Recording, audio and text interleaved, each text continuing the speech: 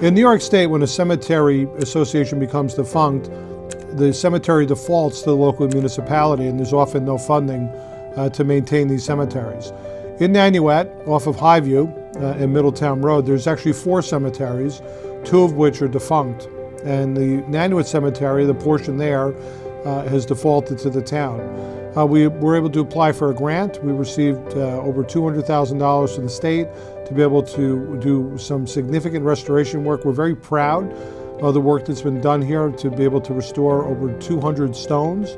Many of these are historic stones. We have a gentleman, Mr. Demarest, who was killed in the Civil War at Gettysburg, and was actually, his body was removed and buried 10 years later in Nanuet.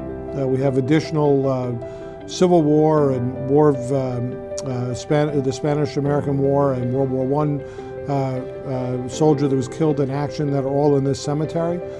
The town will continue to maintain this cemetery. It's really a credit to the project that we remember these folks that were bedrock to here in the community in Nanuet and in Clarkstown.